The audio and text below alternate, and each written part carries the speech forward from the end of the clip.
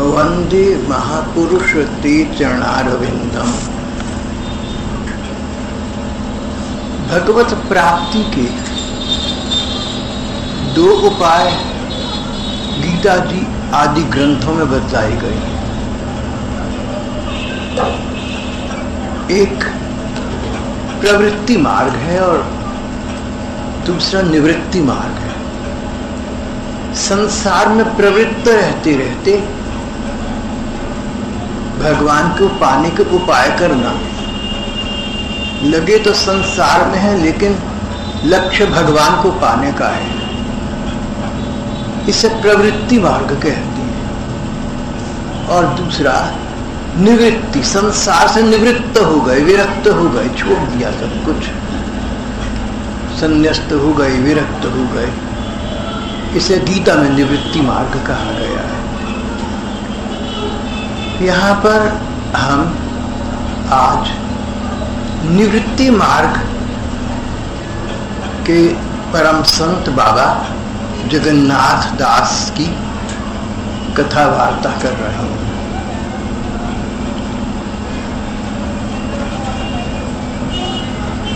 बाबा जगन्नाथ दास सिद्ध संत कहलाती थी। उनके पास बड़ी बड़ी सिद्धि और चमत्कारों की शक्तियां थी। भगवान के प्रेमी भक्त न तो सिद्धि चमत्कार चाहते हैं और मिल जाए तो उनका प्रयोग नहीं करते। सिद्धि चमत्कार का मार्ग भगवान के भक्तों का मार्ग नहीं है। बाबा जगन्नाथ दास कभी कभी चमत्कार या सिद्धि करके दिखा भी देते थे। उनका लक्ष्य होता था भगवान में लोगों की भावना, भगवान में लोगों का विश्वास उपार्जित करना। उन्होंने अपने लिए कभी किसी सिद्धि चमत्कार का प्रयोग नहीं किया। बाबा जगन्नाथ दास के पास बिहारी दास नाम के एक महात्मा साधु रहते थे। बिहारी दास स्वयं अच्छे स्तर के संत थे। आयु में जगन्नाथ बाबा से बहुत छोटे थे। बाबा से उन्होंने बहुत दीक्षा शिक्षा ली थी। जगन्नाथ बाबा की आयु जब अधिक हो गई तो बिहारी दास बाबा उनकी सेवा में 24 घंटे रहने लगे। जगन्नाथ दास बाबा कहते थे कि मुझे जब बिहारी दास भिक्षा बनाकर देता है, रसोई बनाता है मेरी, तो भजन में मेरी स्फूर्ति अधिक होती है।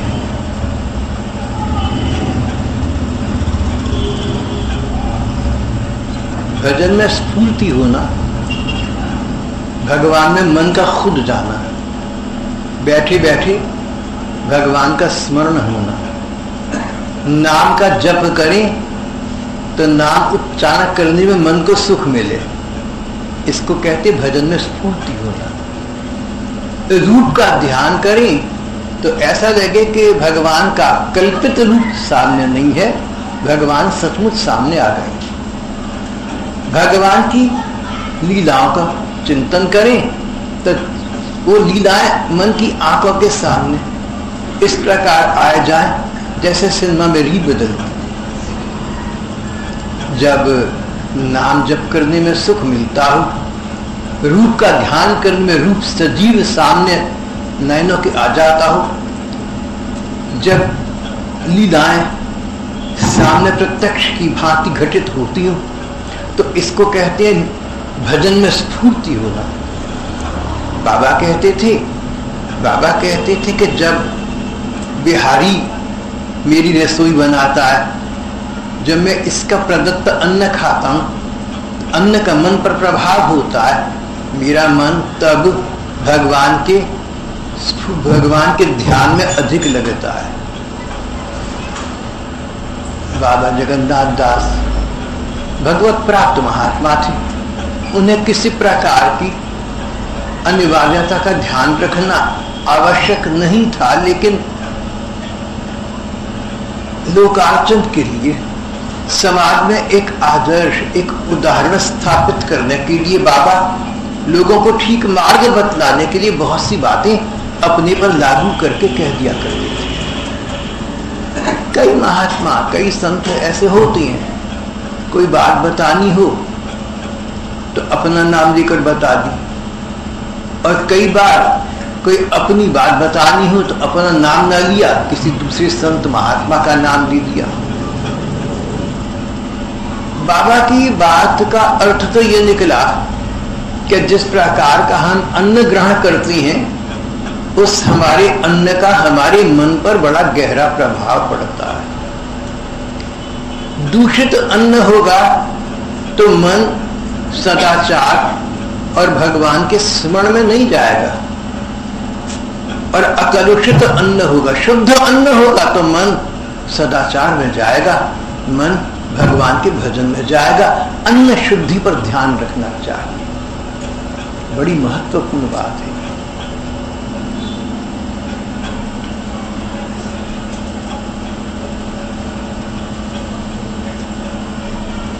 बाबा जगन्नाथ दास व्रज में वृंदावन में निवास करती थी। कहते थे, हरि को भजे सो हरि का होई, जाति पाति पूछे नहीं कोई।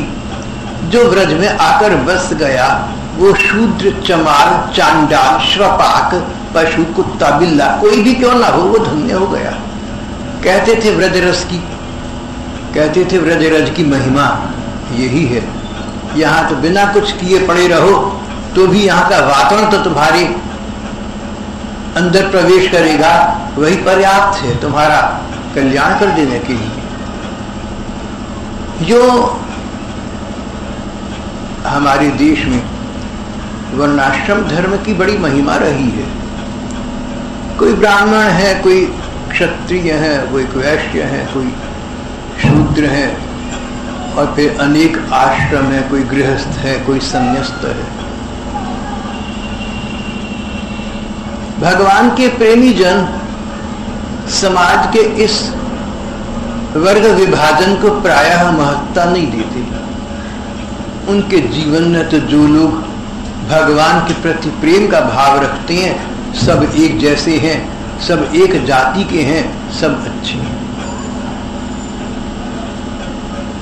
बाबा जगन्नाथ दास के समय अन्य ऋषि मुनियों का, महात्माओं और साधुओं का ऐसा विचार नहीं था। रहते तो वृंदावन में थे, लेकिन इस बात का ध्यान रखते थे कि शूद्र से स्पर्श न हो जाए, ब्राह्मण का धन और अन्न अधिक अच्छा होता है। ऐसे विचार संत महात्माओं के मन में भी बनी रहती थी। जातिगत भेदभाव से ऊंचा उठना बड़ा कठिन काम है। जातिगत भेदभाव, कोई ब्राह्मण हो और उसका मन कहे कि शूद्र भी अच्छे हैं, मेरे जैसे हैं, मेरे से बढ़कर हैं, बड़ा कठिन है अपने मन को इस स्तर पर लाना। जातिगत भेदभाव ने इस देश की बहुत हानि की है। बड़े बड़े साधु, बड़े बड़े महात्मा जातिगत भेदभाव से अपने को अलग नहीं कर पाते। कहीं नया परिचय हुआ तो जाति याद आ जाती। जाति तो भगवत भक्तों की एक ही है। भगवत जन, भगवत भक्त सब एक ही जाति में आते हैं। भले ही जन्म से कोई शूद्र हो, कोई ब्राह्मण हो, लेकिन जिनकी लौ भगवान में लग गई वो सब एक जाति के हो गए। जातिगत भेदभाव से बड़े बड़े बहादुर महात्मा उतर नहीं पाते। बाबा जगन्नाथ एक ही जाति मानते थे, भगवान के प्रेमी जनों की जाति, वहां सब बराबर है। एक बार एक भंगी आया, दूर खड़ा रहा, बाबा को प्रणाम किया, हाथ जोड़े, बाबा भूख लगी है, एक रोटी दे दे। 2-4 रोटी उसके पास थी, 1-2 की और जरूरत थी। बाबा एक रोटी दे दोगे? बाबा बोले रोटी तुझे क्या दूंगा, मैं तो खुद भूखा बैठा हूँ। अरे तेरे पास तो 2-4 है, तू एक मुझसे मांग रहा है, मेरे पास तो एक भी नहीं, भूखा हूँ। भैया ऐसा कर, तू तो मांगने निकला है, मांग लेगा, एक रोटी मुझे देता जा। भंगी तो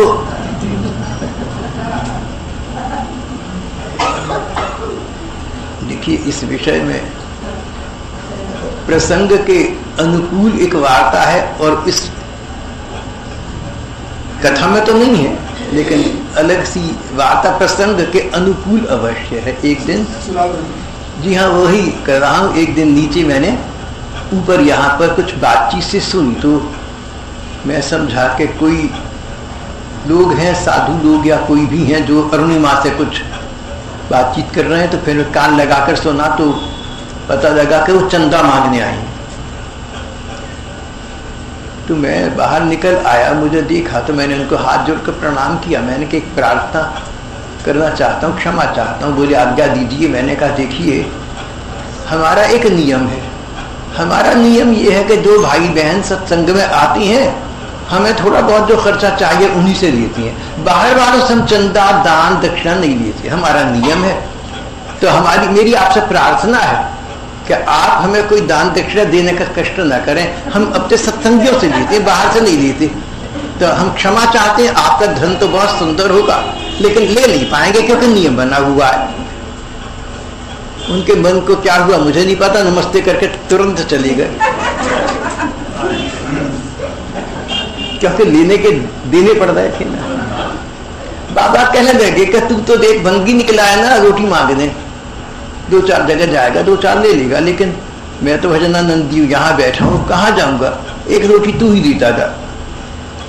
भंगी आश्चर्यचकित हो गया, बोला बाबा आप क्या कह रहे हैं, आप भूल रहे हैं मैं भंगी हूं, शूद्र। भला मेरे हाथ की छुई रोटी आप। बाबा ऐसे बोले जैसा किसी सखा किसी मित्र से बोलती हैं। अरे भूखा हूं ना, देख सब भूखे एक ही जाति की होती हैं, भूखे की कोई जाति नहीं होती, ब्राह्मण हो शूद्र हो सब भूखों की जाति एक है, ये बिल्कुल सत्य है।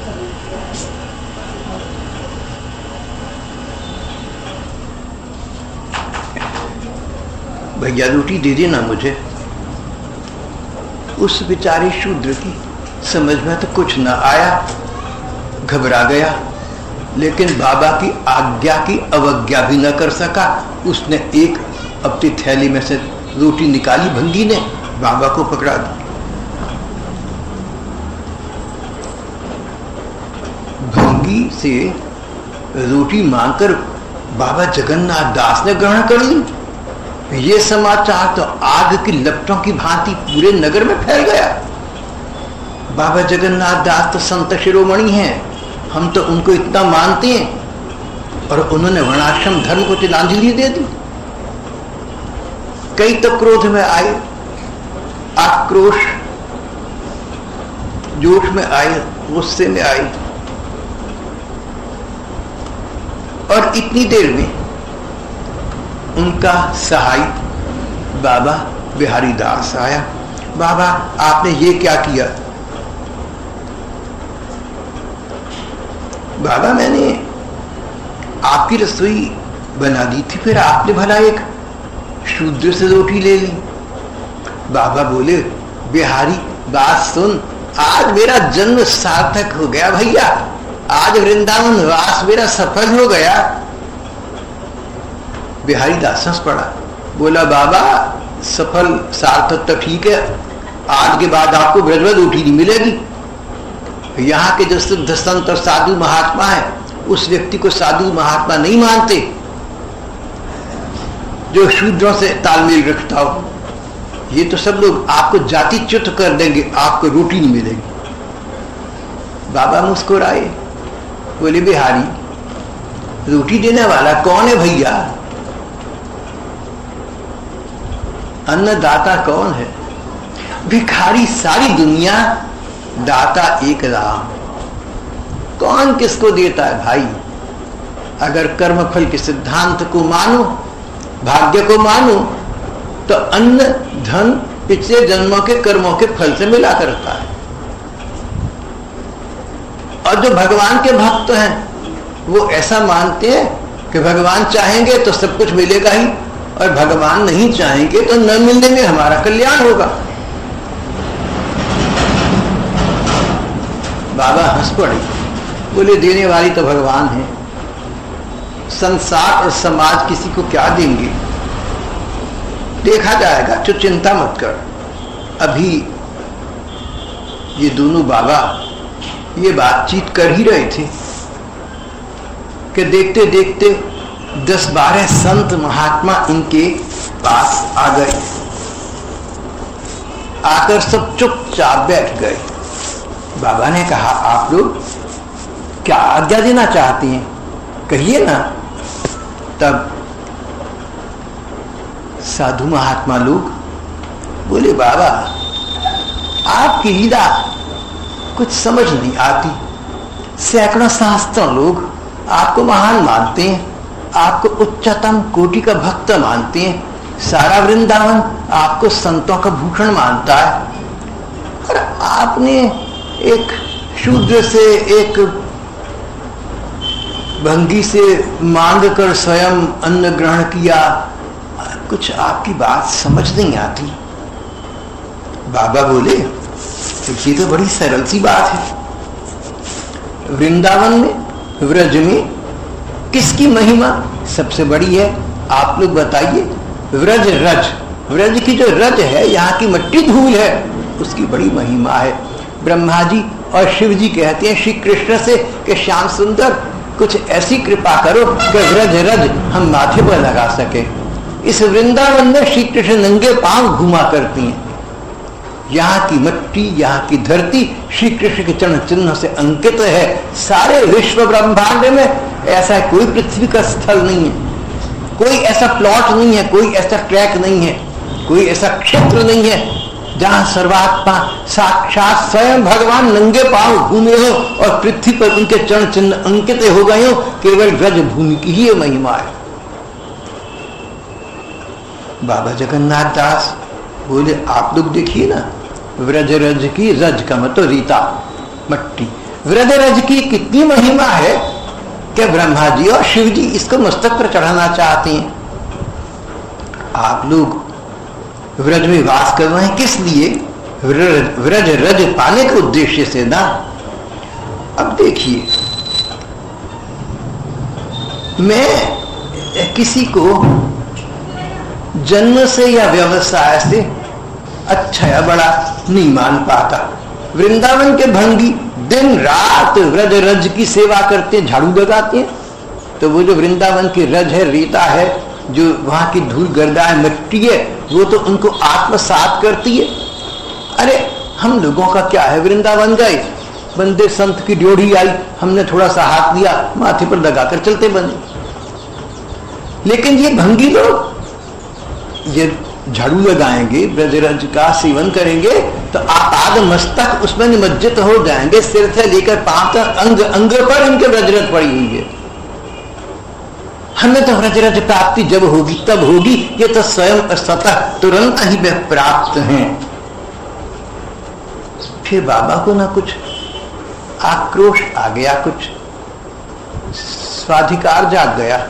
कई बार किसी व्यक्ति पर हमारा अधिकार जाग जाता, तू तो मेरा अपना है, हम उस पर क्रोध कर देते। सब पर तो क्रोध नहीं करते। अगर एक परिवार में कोई छोटा मोटा लड़ाई कलह हो रहा हो, कोई बाहर के मेहमान आ जाए, सब चुप हो जाती हैं। मेहमान चले जाए तो जिनको अपना समझते घर वालों को, उनसे फिर लड़ने झगड़ने लगती हैं। तो जब बाबा ने एक सिद्धांत की बात कही और लगा कि इन महात्माओं की समझ आ गई है, तो उनका इन महात्माओं के प्रति अधिकार भाव जाग गया। ये मेरे अपने हैं, आत्मीयता, अपनत्व, अपनापन जाग गया। अपनापन जागा तो आक्रोश के स्वर में कहने लगे, भंगी रात दिन रज की सेवा करते हैं, रज उन्हें नहीं मिलेगी तो क्या आप लोगों को मिलेगी? पलंगों पर सोते हैं आप। कई साधु संत पलंगों पर सो जाते हैं।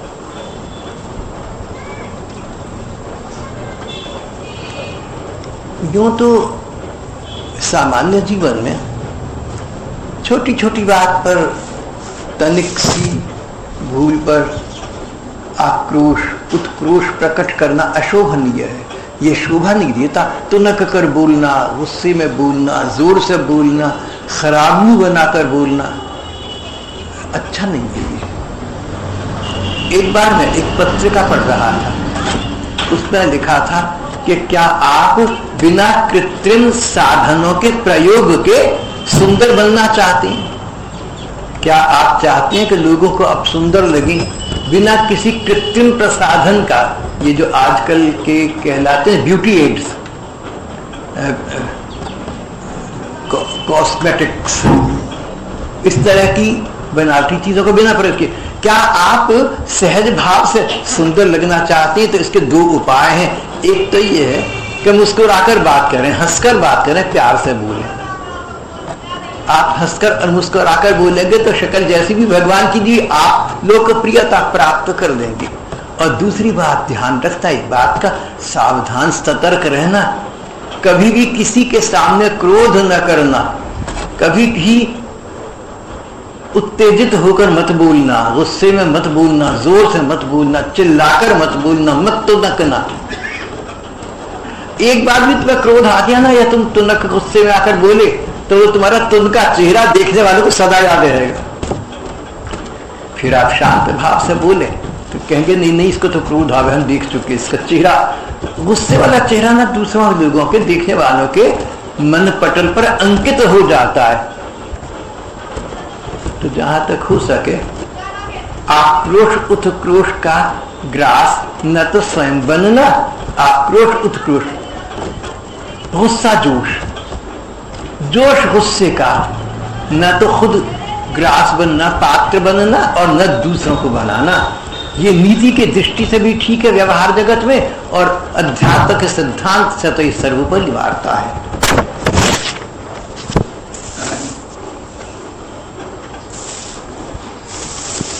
जब बाबा ने इन लोगों को बात समझाई तो सारे साधु, सारे महात्मा बाबा को प्रणाम कर शांत भाव से वापस चले गए।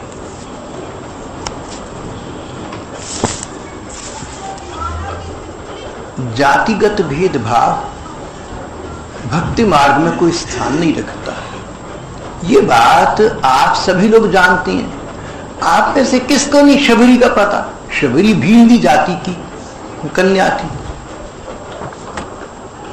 तो दंडकारण्य, दंडक नाम के जंगल में, मध्य भारत में, आजकल का मध्य भारत, दंडकारण्य में बड़े बड़े ऋषि मुनि तपस्या किया करते थे, भगवान का चिंतन करते थे। और पता लगा कि भगवान राम रूप में अवतार ले चुके हैं, वनों में भ्रमण कर रहे हैं।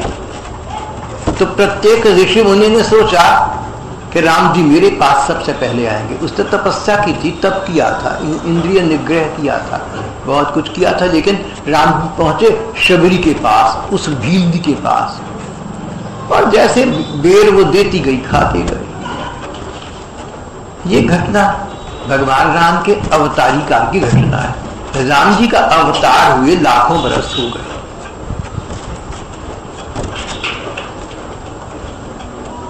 लगभग 10 लाख बरस पुरानी घटना हो गई है। भगवान कृष्ण जिस जिस के जाकर खाने बैठ जाते थे, ग्वाल वालों का जूठा भोजन स्वयं खाया करते थे। तो ये सब बातें तो विश्व विदित है, सभी को पता है। जातिगत भेदभाव का न तो राष्ट्र हित की दृष्टि से कोई महत्व है, और अध्यात्म में भगवान के भक्ति क्षेत्र में तो इसका स्थान होना ही नहीं चाहिए।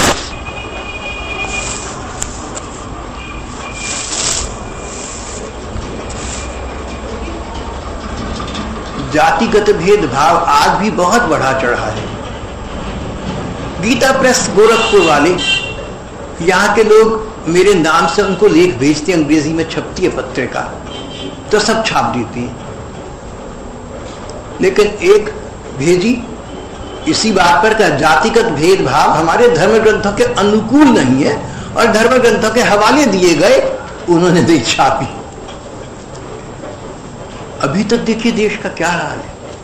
गीता प्रेस वाले तो बड़े प्रबुद्ध, बड़े सुष्ट, पढ़े लिखे, समझदार लोग, संपादक लोग बड़े विद्वान हैं, लेकिन जातिगत भेदभाव नहीं होना चाहिए।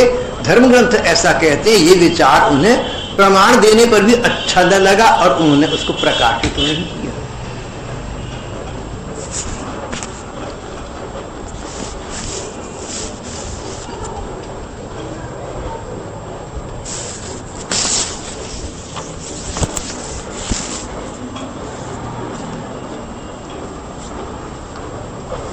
बाबा जगन्नाथ दास अपने शिष्यों पर बड़ी कड़ी दृष्टि रखते थे। बाबा के जीवन में दो प्रकार के लोग आए। एक तो उनके शिष्य वर्ग, जिन्होंने बाबा से शिष्यत्व की दीक्षा ली, बाबा को गुरु माना, और अन्य लोग जो श्रद्धा से सत्संग के लिए कभी आ जाते। साधारण लोगों में कोई बात होती तो बाबा या तो शांत रहते या प्रेम प्यार से कभी कुछ कह देते थे, लेकिन लंबी बात नहीं करते थे। लेकिन शिष्य वर्ग पर बड़ी कड़ी दृष्टि रखते और तनिक सी त्रुटि होने पर बाबा आग बबूला हो जाते। जैसे माता पिता बच्चों पर क्रोध करें या अध्यापक विद्यार्थी पर क्रोध करें उनके भले के लिए, इस प्रकार से आयुध धौम्य की भांति थी हमारी बाबा जगन्नाथ दास। आयुध धौम्य के विषय में वेदों में लिखा है कि वे नारियल की भांति थे। नारियल खोपा, नारियल ऊपर से बहुत खुश्क होता है लेकिन अंदर देखो तो रस भरा होता है। आचार्य हो, अध्यापक प्राध्यापक हो, माता पिता बड़े बुजुर्ग लोग हो, गुरुजन हो, ये ऊपर से भले खुश्क नजर आए लेकिन इनके अंदर सरसता, दूसरों के प्रति प्रेम भाव होता है। ऐसी थी बाबा जगन्नाथ दास। एक बार बाबा जगन्नाथ दास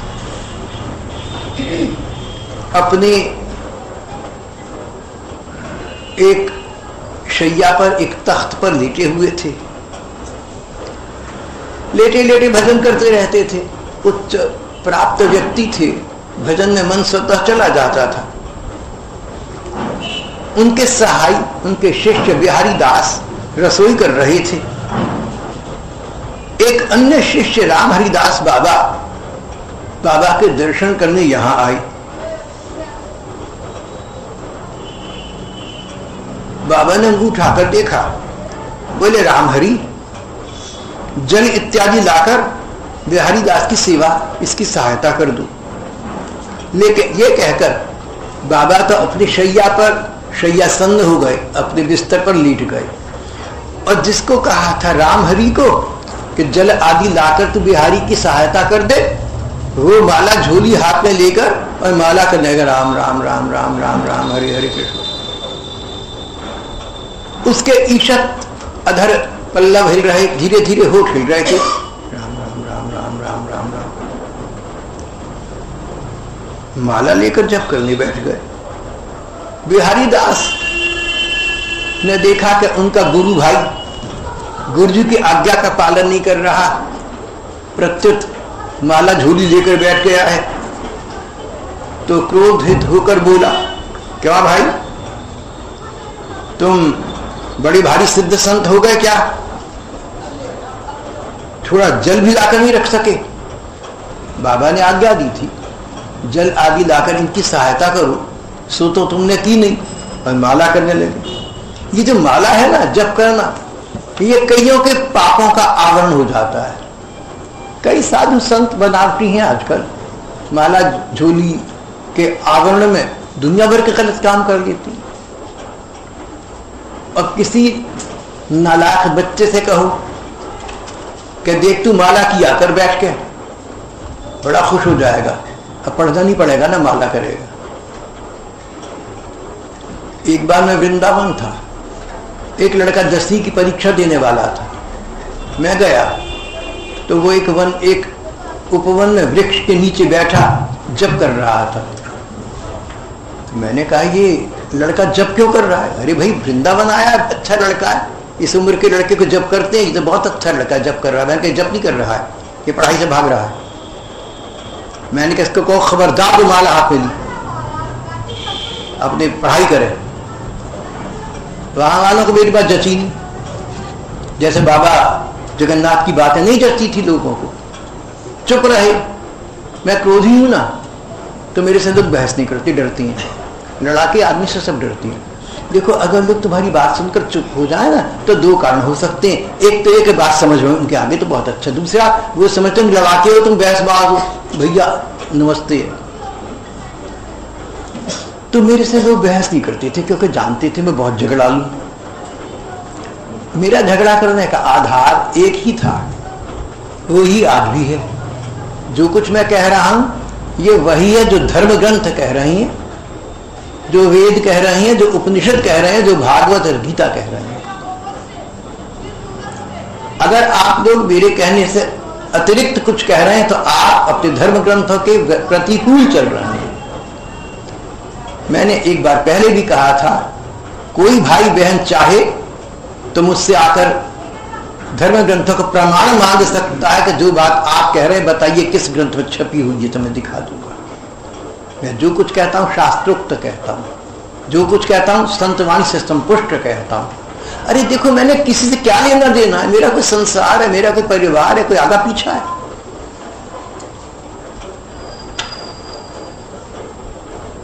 तो वो बच्चा 10वीं में फेल हो गया, फेल तो होना था ना। नाम जप उस व्यक्ति की सहायता करता है जो भगवान के प्रति प्रेम पाने के लिए नाम का जप करता हो, और अगर परीक्षा में फेल होगा तो चिंता ना करे, बोला रोटी देने वाली भगवान है। और पढ़ाई से बचने के लिए तुम बच्चे के भोलेपन का अनुचित लाभ उठाकर उसको नाम जप में लगा दो, तुमने बच्चे के साथ बहुत अन्याय करा। चाहे साधु संत हैं, चाहे घर के लोग हैं, बच्चों का पहला काम पढ़ाई करना है, अपने पांव पर खड़े होना है, उसके बाद जो चाहे करे। मैं 7-8 बरस का था, मैंने कहा मैं संन्यास लूंगा। माँ मेरी जिन्होंने जन्म दिया बड़ी समझदार थी, बोली बेटे तू पहले एक काम करके दिखा, पढ़ाई करके नौकरी पैसे कमा के दिखा, और दूसरी बात दुनिया में थोड़ा बहुत नाम कमा के दिखा। जब तू पैसा कमाएगा, नाम कमाएगा और फिर दोनों को छोड़कर दिखाएगा तो हम कहेंगे सन्यासी हो जा। माँ ने बहुत ठीक बात कही थी। मैं चल पाया नहीं चल पाया ये तो भगवान जाने, लेकिन माँ ने बात बहुत ठीक कही। चल तो अच्छा आपकी जैसी ये तो मुझे ये मुझे बहुत प्रोत्साहन देती हैं, हौसला अफजाई करते हैं मेरी।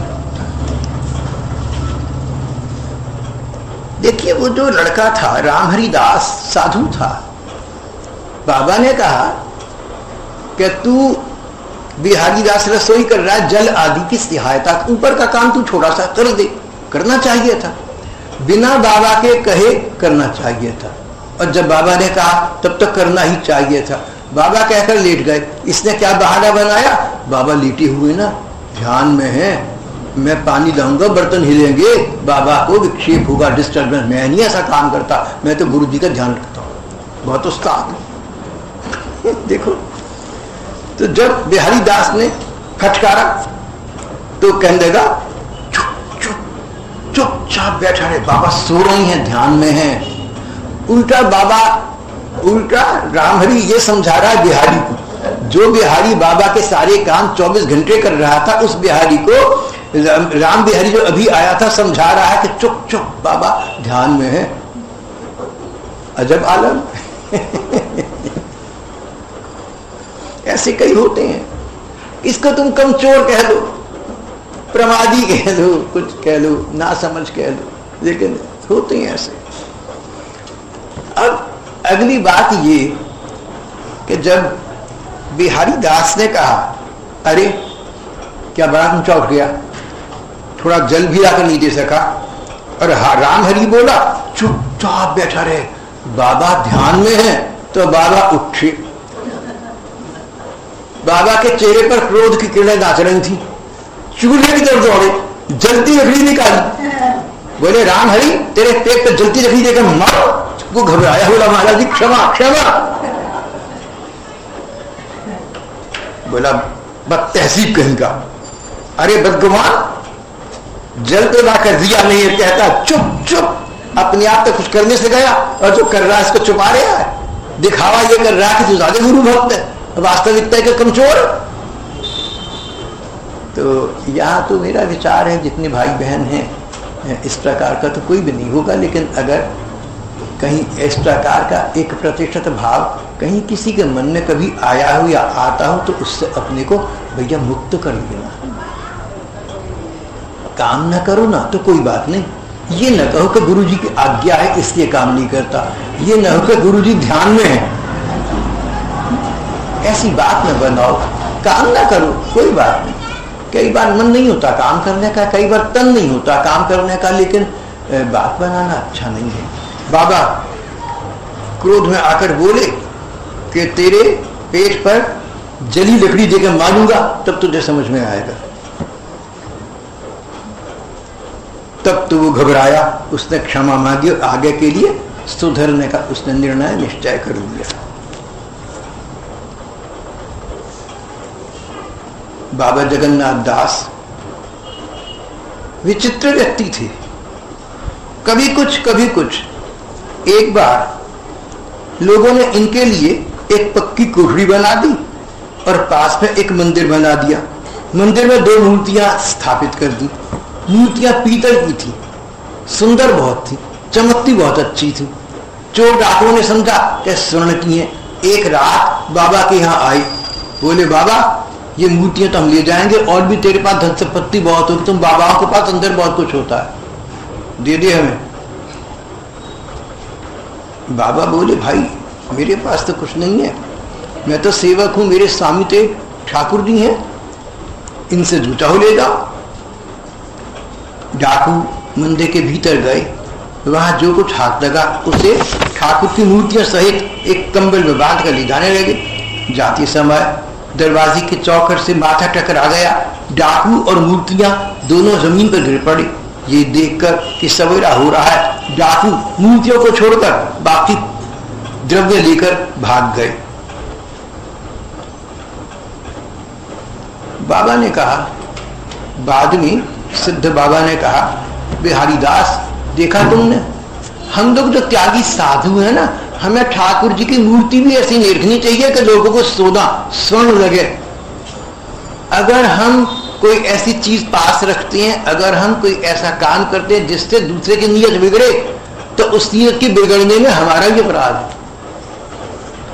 अगर हमारी किसी बात से किसी को क्रोध आता है ना, तो उसे क्रोध दिलाने का जो पाप है उसमें हम भी तो भागी बन गए, क्रोध तो हमने दिलाया ना। ऐसी कोई बात न करो, ऐसा कोई काम न करो, ऐसी मुख मुद्रा न बनाओ, ऐसी निगाह किसी पर न डालो कि किसी को कुछ बुरा काम करने की, गुस्सा आने की कोई तबीयत बने, कोई स्थिति बने, ऐसा नहीं करना चाहिए। बाबा बोले हम साधु लोग हैं, हम त्यागी लोग हैं, हम ऐसी मूर्ति रखें कि जो डाकों के स्वर्ण की मूर्ति लगे, उनके मन में पाप की कामना जागी, उनके मन में पाप जगाने का पाप हम लोगों ने किया। भैया तुम ये दोनों मूर्तियां वृंदावन में किसी मंदिर में दिया हो। और एक माँ गोस्वामी थी, 2000 रुपयों के साथ वो मूर्तियां उनको दे आई। 2000 रुपए जो इनके पास तब थे, इसलिए कि ठाकुर की सेवा में इन्होंने लगा दे थे। अब तुझे सेवा दे दी मैया, तो तू इन पैसों से सेवा कर दी। जो ये ठाकुर इस समय गोपाल बाग के धोबी पाड़ी में वृंदावन में आज भी विराजमान है और सोनार गौरांग के नाम से वहां ये प्रसिद्ध है। बाबा 105 वर्ष के हो गए थे। एक दिन बोले बिहारी ठाकुर के बिना न जाने कैसा कैसा लग रहा है, जहां से भी कोई दूसरे ठाकुर हो गया। बिहारी दास एक मूर्ति अच्छी से ले आए, 10 वर्ष तक उस मूर्ति की, श्री विग्रह की सेवा की। बाबा 115 वर्ष के हो गए थे। बोले बहुत सेवा कर दी। बिहारी ठाकुर जी की ये मूर्ति वृंदावन में किसी को दिया, अपने हिसाब के थे बाबा। बिहारी ने कहा बाबा मूर्ति तो मंदिर में दे आऊंगा, जो आपकी सेवित मूर्ति है उसको तो कोई भी मंदिर वाले श्रद्धा से रख लेंगे। जो भगवान की श्री मूर्ति हैं, प्रतिमाएं हैं, श्री विग्रह हैं, अगर साधु संतों ने उनकी सेवा की है अब तक और आपको मिल गई तो आपको तो ऐसी वस्तु मिली जो पहले ही चार्ज हो चुकी, जो पहले अनुप्राणित हो चुकी, जिसमें ठाकुर जी थोड़े साक्षात प्रकट हो चुके। बिहारी दास बोले, बाबा आपके द्वारा जो 10 वर्ष तक मूर्ति सेवित होती रही, कोई भी मंदिर वाले उसको तो श्रद्धा के साथ हर्षपूर्वक ग्रहण करेंगे, लेकिन आप देना क्यों चाहते हैं? बोले, मैं नवद्वीप जा रहा हूं वृंदावन छोड़कर। बिहारी दास श्री मूर्ति नरोत्तम दास को दे आई। ये मूर्ति निधिवन के पास एक गली में आज भी विद्यमान है। सारे में बात फैली कि बाबा वृंदावन त्याग कर नवद्वीप बंगाल जा रहे हैं। नवद्वीप बंगाल में चैतन्य महाप्रभु की जन्मभूमि। तो सारे साधु लोग एकत्रित होकर बाबा के पास आए। बोले, बाबा एक याचना चरणों में है, आपकी लीला हम समझ नहीं पाते। न जाने कितने लोग वृद्धावस्था में अपने घर गृहस्थी के घर के लोग छोड़कर वृंदावन आ जाते हैं व्रज रज प्राप्त करने के लिए। भाव ये था कि आपकी तो 115 वर्ष की उम्र पहले ही है। नदी के किनारे लगे पेड़ की भांति, जहां तूफान आया आपका ये पेड़ गिरा, तो आप कब तो वापिस कब जाओगे, कब आओगे? बाबा आपकी बात समझ नहीं आती। बाबा बोले, भैया मेरी स्थिति स्पष्ट है, आप लोग व्रज में रहें, मैं नवद्वीप जाऊंगा ही। कारण मैं अपराधी जीव हूं, मैं इस योग्य नहीं हूं कि व्रज रज प्राप्त करूं। व्रज रज प्राप्त करने की योग्यता मेरे में कहां है? नवद्वीप चैतन्य महाप्रभु की भूमि है, चैतन्य महाप्रभु क्षमा की मूर्ति थे। नवद्वीप जाकर प्राण त्याग करूंगा तो मेरे इस अपराध को क्षमावतार प्रभु चैतन्य देव क्षमा कर देंगे, इसलिए वहां जाऊंगा। वृंदावन में शरीर छोड़ने का मेरा अधिकार ही नहीं बनता। लोग चकित रह गए। नवद्वीप पहुंचे, एक पेड़ के नीचे आसन जमाया।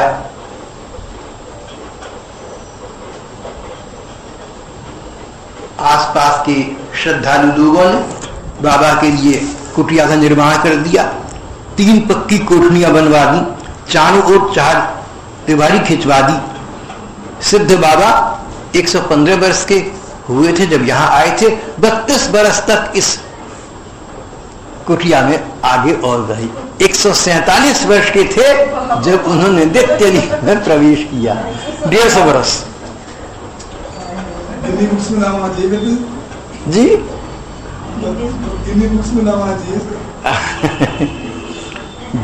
147 वर्ष में नित्य लीला में इन्होंने प्रवेश किया। बाबा ने शरीर त्याग करने के पश्चात बिहारी को एक दिन दर्शन दिए और कहा कि देख, मैं तो दुनिया छोड़कर चला गया, तेरे लिए कुछ छोड़कर नहीं गया, तो कोई ऐसा कर देता हूं, तेरा बंदोबस्त रुपया पैसा सब तुझे मिल जाए। बिहारी हाथ जोड़कर बोला, भगवान मेरी परीक्षा क्यों लेती है? परीक्षा में तो मैं अनुत्तीर्ण हो जाऊंगा, लेकिन प्रार्थना ये है कि मुझे द्रव्य धन नहीं चाहिए, मुझे भगवत चरणों के प्रेम का धन चाहिए। आपसे वो मिल सकता, आप मुझे वो प्रदान कीजिए। बाबा प्रसन्न होकर आशीर्वाद देकर अंतर्धान हो गए। जिस केली कदम वृक्ष के नीचे बैठकर बाबा भजन करते थे, बाबा के जाने के बाद वो वृक्ष सूखने लगा, छाल छूट कर गिरने लगी और उसके अंग पर स्पष्ट अक्षरों में हरे कृष्ण नाम लिखा हुआ दिखने लगा। एक दिन बाबा ने प्रत्यक्ष सामने आकर बिहारी दास से कहा, बिहारी पहली बार किसी अखाड़े में न्योता खाने मत जाना, पता नहीं कैसा कैसा धन लोग लगाते, अन्न शुद्धि का ध्यान रखना। दूसरी बात, अपना नाम जप नियमित करना। जो लोग नाम का जप नियमित नियम लेकर निभाते हैं, नियम पूर्वक करते हैं, उनकी भगवान रक्षा स्वयं करते हैं और उनको अपना प्रेम प्रदान करती हैं। ये कहकर बाबा फिर अंतर्धान हो गए। बहुत से भक्तों का कहना है कि बाबा अपना शरीर त्याग करने के पश्चात अपने शिष्यों का दिशा दर्शन करने के लिए कभी स्वप्न में और कभी जागृत में आकर दर्शन देकर बात बताकर चले जाया करती थी। श्री